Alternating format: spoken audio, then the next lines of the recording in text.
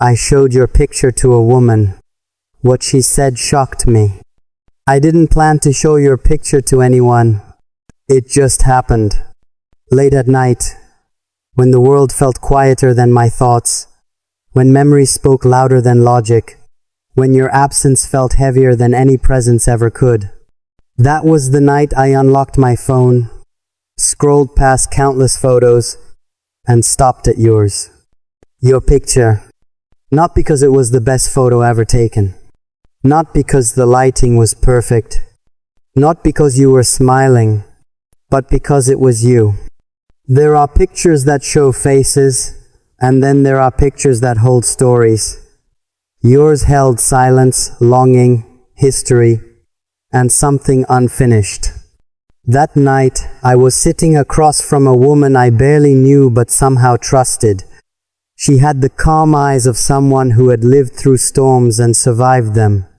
Her voice was gentle, but there was weight behind it, the kind that only comes from understanding pain without romanticizing it.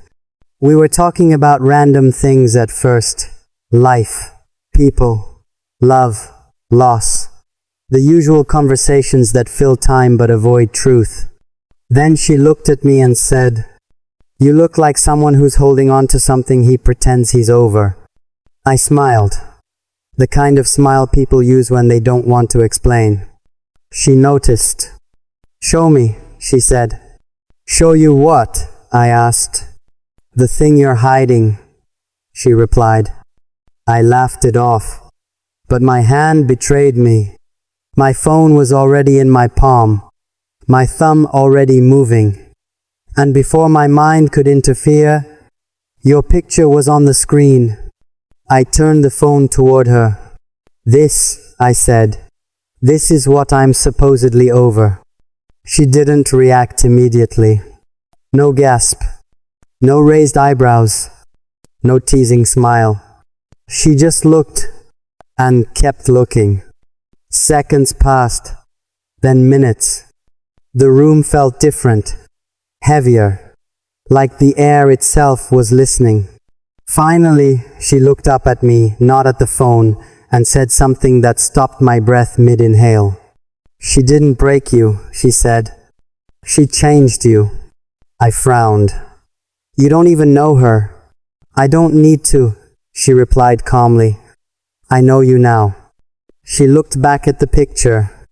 "You see how you're holding the phone?" she asked. I looked down. My grip was tight, too tight. "You're holding it like it might disappear," she continued. "Like if you loosen your hand, you'll lose something you can't replace." I swallowed. She wasn't wrong. Then she said the sentence that shocked me so deeply, I still hear it echo in my chest sometimes. "She still lives in the version of you that you don't show anyone anymore." I felt exposed, seen, undeniably understood.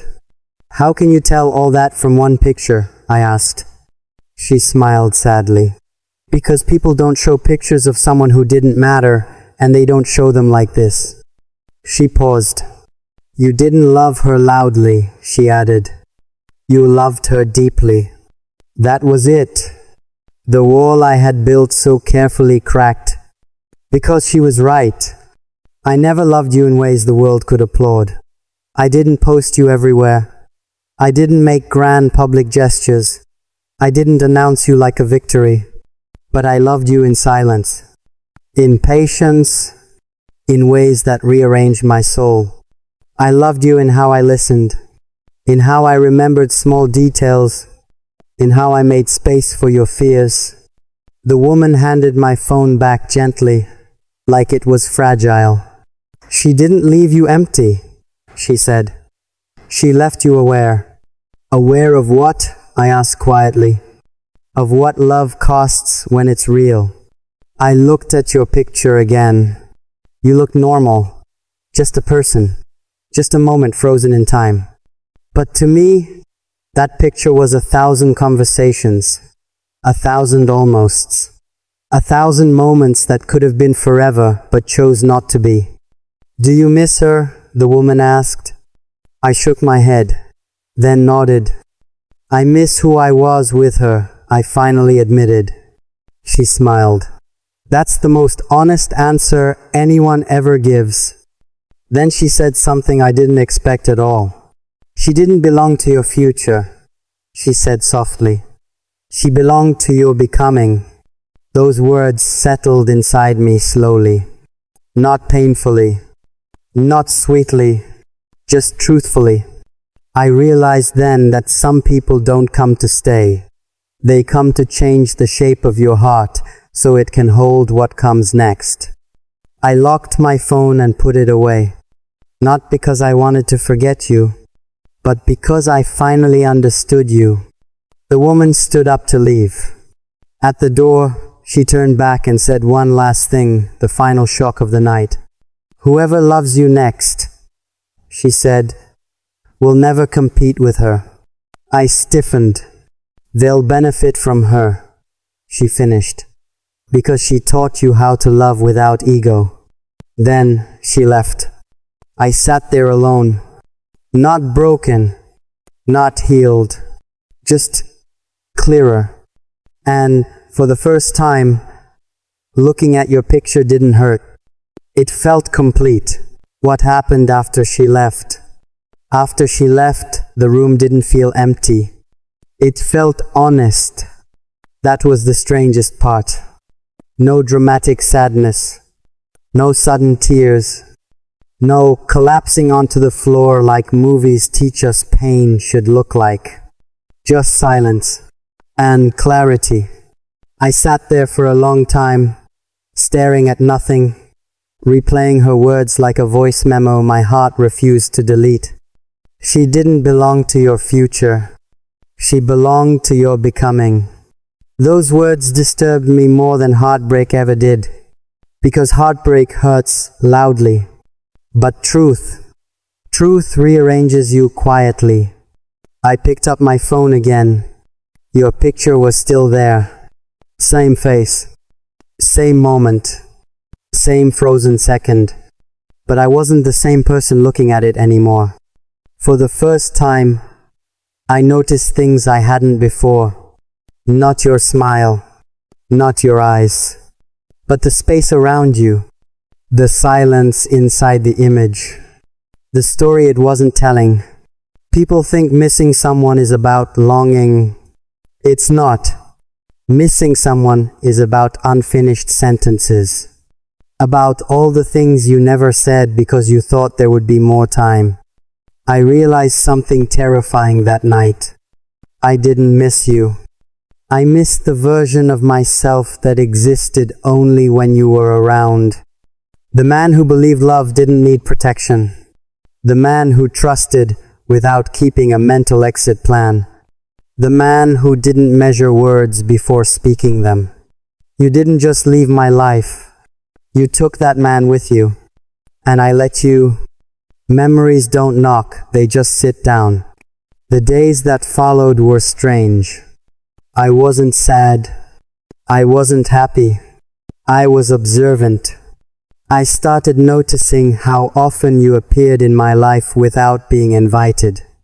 A song playing in a shop. A sentence someone said that sounded like something you would have laughed at. A random street that reminded me of a conversation we once had there. You didn't haunt me. You visited. And that difference mattered. One evening, while standing in line for coffee, the barista asked for my name. I almost said yours. That's how deeply you had once lived in my reflexes. I corrected myself quickly, embarrassed by something no one else even noticed. But I noticed, and that's when it hit me. Love doesn't disappear. It relocates. It moves from presence to memory, from conversation to comparison, from reality to reference. Every woman I had met after you wasn't measured against your beauty.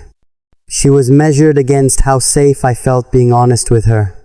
And almost all of them failed that test. Not because they weren't enough, but because I wasn't open enough. I had mistaken healing for closing doors. I had confused moving on with becoming unreachable. The lie we tell ourselves. There's a lie people like me tell ourselves. I'm fine alone. It sounds strong, independent, mature. But most of the time, it's just fear wearing confidence. I wasn't fine alone. I was controlled alone. I had learned how to survive without letting anyone close enough to change me again. And I called that growth. But that woman, the one who saw everything from a single picture, she exposed the lie without accusing me. She didn't say, "You're broken." She said, "You're shaped." And there's a difference. Broken things need fixing. Shaped things need understanding. I remembered the beginning. That night, I thought about how you entered my life. Not dramatically, not like a movie. Quietly. You didn't demand attention. You didn't force connection. You just arrived. And somehow, everything felt less guarded after that. You didn't make promises.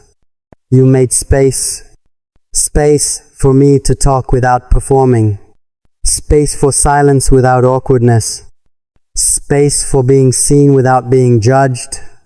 That's the dangerous kind of love. The one that doesn't announce itself as important until it already is. I remembered the first time you noticed something small about me that no one else ever had. I remember thinking, this person is paying attention. And attention, when it's genuine, is intoxicating. People chase passion, but what they really crave is being understood without explanation. You gave me that, and I didn't know how rare it was until it was gone. Why it ended. People always ask why things end.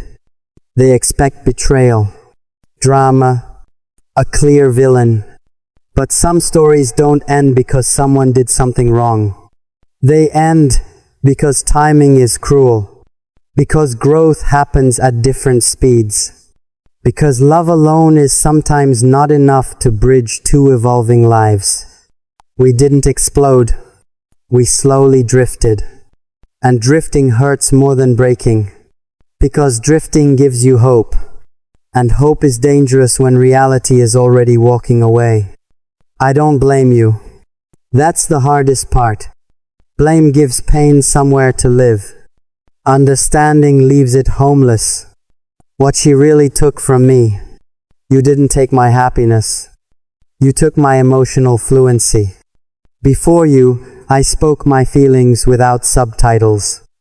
After you, everything needed translation. I learned how to pause before caring. How to love with disclaimers.